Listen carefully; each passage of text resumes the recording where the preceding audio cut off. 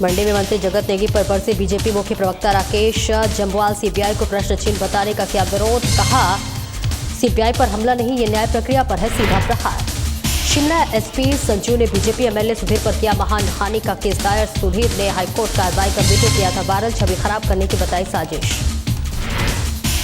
शिमला में मीडिया से रूबरू हुए बीजेपी विधायक जनक राज, राज्य सरकार पर बोला तीखा हमला, कहा हिमकेयर और आयुष्मान जैसी योजनाओं का बनाए कमजोर।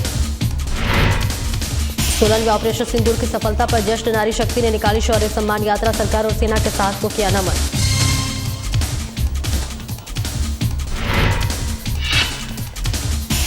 और नालागढ़ उपमंडलाधिकारी राजकुमार ने की समीक्षा बैठक, लूट से बचाव की तैयारियों पर की चर्चा, कहा हितवेद के बारे में लोगों को जागरूक करना जरूरी।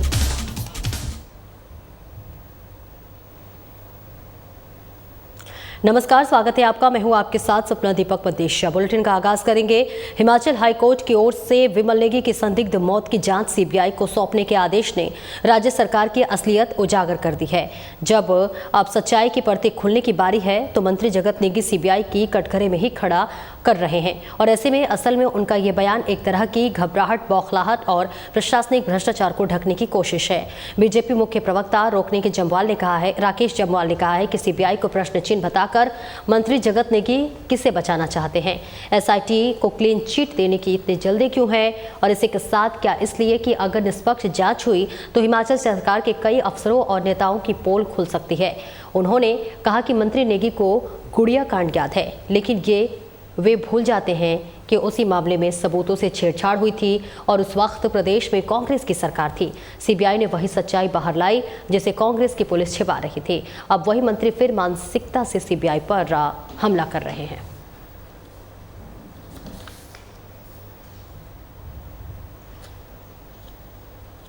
पिछले कल हाईकोर्ट द्वारा विमल नेगी जी की जो रहस्यमय परिस्थितियों में मृत्यु हुई है उसको लेकर सारा मामला जो है सीबीआई को सौंपने के आदेश उच्च न्यायालय द्वारा कर दिए गए हैं, जिसका हम स्वागत करते हैं। लेकिन जहां पूरा प्रदेश हाईकोर्ट के इस निर्णय का स्वागत कर रहा है, वहीं हिमाचल प्रदेश सरकार के वरिष्ठ मंत्री राजस्व मंत्री जी का बयान आया है। उन्होंने सीबीआई को ही कटघरे में खड़ा कर दिया है। उनका यह हमला जो है सीबीआई के खिलाफ नहीं है, उल्टा मैं कहूँगा कि न्यायिक प्रक्रिया के ऊपर है। हाईकोर्ट सीबीआई को जांच सौंप रहा है हिमाचल की एसआईटी गठित करने के बावजूद, और प्रदेश सरकार के मंत्री कह रहे हैं कि सीबीआई की कार्यप्रणाली ठीक नहीं है। मैं प्रदेश के काबीना मंत्री से निवेदन करना चाहता हूं कि आपके विधानसभा क्षेत्र का एक ईमानदार अधिकारी जिसकी रहस्यमय परिस्थितियों में मृत्यु हुई, परिवार को अंदेशा है, परिवार ने मांग की कि जांच सीबीआई करे और विभाग के अनेकों अधिकारी भी कह रहे थे कि उनके ऊपर अनेकों प्रकार का दबाव था। और शिमला रामलोक आश्रम भूमि विवाद की सीबीआई से जांच करवाने की बीजेपी विधायक सुधीर शर्मा ने मांग की है। वहीं उन्होंने सरकार पर कई गंभीर आरोप भी लगाए हैं। शिमला के अंदर रामकृष्ण मिशन जो है उस आश्रम की भूमि को लेकर गत वर्ष बहुत बड़ा विवाद हुआ और सैकड़ों करोड़ रुपए का उसमें भूमि के लेन देन का मामला सामने आया, जिसमें कि तत्कालीन एक सीपीएस का नाम सामने आया जो विधायक हैं, फिर सीपीएस से हट गए। तो ये अगर धार्मिक स्थानों के ऊपर भी जाकर के अगर चुने हुए प्रतिनिधि विधायक सीपीएस एक भू माफिया की तरह काम करेंगे और उनको संरक्षण किसका है? अगर प्रदेश सरकार के मुखिया का संरक्षण ना हो तो सत्तारूढ़ दल के विधायक सीपीएस इस तरह की हरकत जो है वो कर ही नहीं सकते। और रामकृष्ण मिशन का जो मामला है उसमें बहुत बड़ा झगड़ा वहाँ पर हुआ, विवाद हुआ। इस मामले की जांच भी शिमला पुलिस कर रही है। तो ये मामला जो है ये सीधे सीधे इस मामले को भी सीबीआई को सौंप देना चाहिए, क्योंकि इस प्रदेश में न्याय के लिए कोई स्थान नहीं रहा है। और शिमला के एसपी संजू गांधी ने धर्मशाला से बीजेपी विधायक सुधीर शर्मा के खिलाफ मानहानि का मुकदमा दायर किया है। एसपी ने यह केस 21 मई को हाईकोर्ट की कार्रवाई के वीडियो क्लिप को कथित रूप से वायरल करने पर दायर किया है। संजय गांधी ने कहा कि ये एक दुर्भाग्यपूर्ण साजिश है जिसका उद्देश्य जनता की नजरों में उनकी ईमानदार छवि को धूमिल करना है। उन्होंने कहा कि न्यायाधीश अजय मोहन गोयल की अदालत में 21 मई को की गई उनकी पेशी के वीडियो क्लिप को जानबूझकर नकारात्मक रूप से प्रस्तुत किया गया है। देखिए, मैं आपके साथ शेयर करना चाहता हूं कि जब मैं माननीय अदालत ने मुझे अनुमति दी, I am grateful that for that, अपने समक्ष जो है अपने जो इन्वेस्टिगेशन स्टेटस रिपोर्ट को लेकर के जो तथ्य प्रकट करने की, तो उस समय एक पूरा उसमें लाइव स्ट्रीमिंग हो रही थी।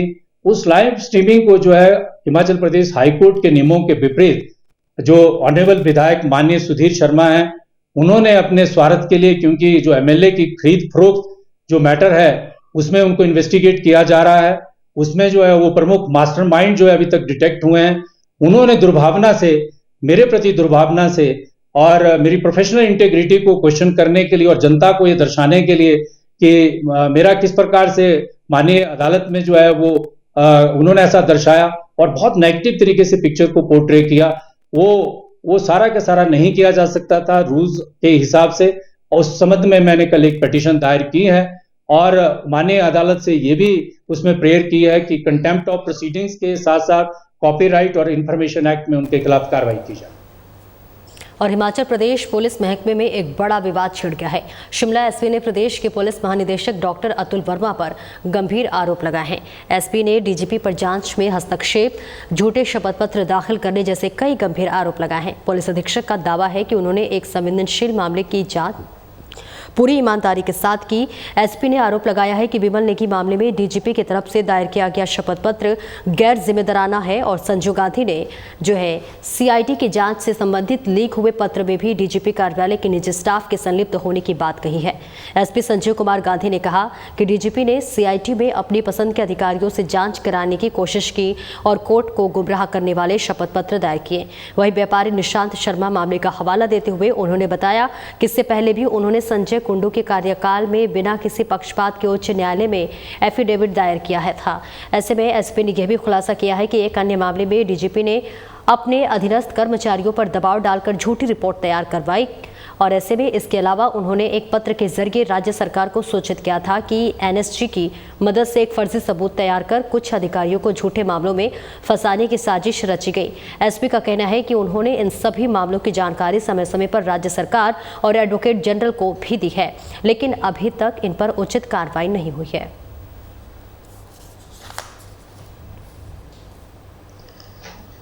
देखिए, एक बहुत अनफॉर्चुनेट और दुखद घटना घटी और 10 मार्च को जैसे ही शिमला जिला पुलिस को पता लगा कि लेट श्री विमल नेगी जी मिसिंग हैं, जिला शिमला पुलिस ने तत्काल अपनी कार्रवाई की, परिवार के साथ सहयोग किया, परिवार ने भी पुलिस को सहयोग दिया और उन सभी संभावित जगहों को तलाशने का प्रयास किया जहां पर लेट श्री विमल नेगी जी के जाने की संभावना थी।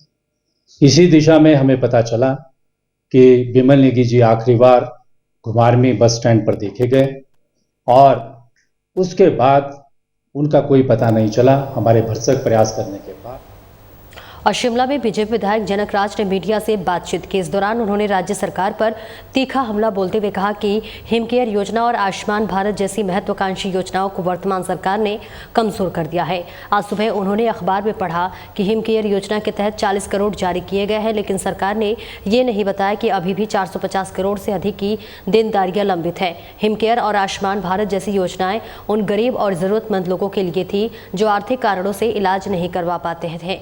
इन योजनाओं ने गरीबों को सम्मानजनक इलाज का अधिकार दिया था, लेकिन आज आलम यह है कि कार्ड धारकों को अल्ट्रासाउंड और ईसीजी जैसी बुनियादी जांचों के लिए भी पैसे देने पड़ रहे हैं। सुबह का अखबार जब मैंने पढ़ा, उस अखबार में एक न्यूज़ पढ़ी कि हिमकेयर योजना के लाभ के लिए 40 करोड़ रुपया जारी कर दिया गया। ये तो बताया नहीं गया कि देनदारियां कितनी लंबित है। देनदारियां लगभग 450 करोड़ से ज़्यादा लंबित है। आयुष्मान भारत का कार्ड हो, हिमकेयर का कार्ड हो, आप सब लोगों ने पूर्व में भी इस कार्ड के लाभार्थियों को देखा है और हम ये सुनिश्चित करते थे कि आउट ऑफ पॉकेट एक्सपेंडिचर, आप प्रेस वाले हैं, आपको भी मैं एक हिंट देता हूँ, एक लीड देता हूँ, किसी भी स्वास्थ्य सेवा के तहत आने वाले व्यक्ति को जो कार्ड धारक है, चाहे वो आयुष्मान कार्ड धारक है, चाहे वो कैंसर का आदमी मरीज है, चाहे वो हिमकेयर योजना का लाभार्थी है, उसको अपना इलाज पाने के लिए कितने रुपए अपनी जेब से खर्चे करने पड़ते हैं, वो एक इंडेक्स है भारत सरकार के द्वारा बनाया गया, इसको बोलते हैं आउट ऑफ पॉकेट एक्सपेंडिचर। आप देखिए, आप आरटीआई इंफॉर्मेशन लीजिए, आप सूचना एकत्रित करिए कि पूर्व में 17 से 22 में out of pocket expenditure Himachal के लोगों का कितना था, और 22 के बाद आज दिन तक आउट ऑफ पॉकेट एक्सपेंडिचर लोगों का कितना है। और आगे बढ़ेंगे जहां नालागढ़ उप मंडलाधिकारी राजकुमार ने लू से बचाव की तैयारियों और सावधानियों के संदर्भ में समीक्षा बैठक की अध्यक्षता कर रहे थे। उन्होंने बैठक में उपस्थित कई विभागों के उप अधिकारियों से हीटवेव बचाव से संबंधित उनकी ओर से की जा रही तैयारियों के बारे में जानकारी प्राप्त की।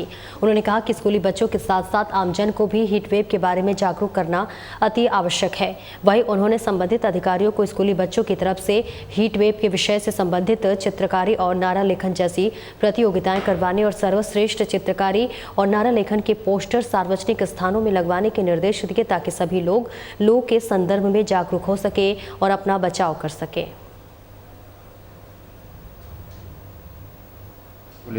आज क्योंकि अब मौसम हीट वेव्स का है, यहाँ पर हमारा जो एरिया है it is a heat wave prone area. यहाँ पे टेम्परेचर बहुत बढ़ जाता है और इस दौरान हीट वेव से कैसे बचा जा सकता है और डिफरेंट डिपार्टमेंट्स क्या क्या तैयारियां कर रहे हैं, कैसे वो प्लान कर रहे हैं कि लोगों को हीट वेव से बचाया जाए और यदि कोई इसके इम्पैक्ट में आता है तो उसका कैसे उपचार किया जाए, उस पर डिफरेंट डिपार्टमेंट्स ने अपना प्लान हमें बताया है। हमने यहाँ पे उसको रिव्यू किया है और ये डायरेक्शंस भी दिए हैं कि इन प्लान्स को ठीक से इम्प्लीमेंट करें और फील्ड में इससे ज़्यादा लोग इस चपेट में आने से बचें। सोलन में ऑपरेशन सिंदूर की सफलता को समर्पित नारी शक्ति ने भारतीय सेनाओं के सम्मान में शौर्य सम्मान यात्रा निकाली गई, जिसका उद्देश्य तीनों सेनाओं के कार्य को नमन करना रहा। इस यात्रा में सोलन की महिलाओं ने बढ़ चढ़कर भाग लिया।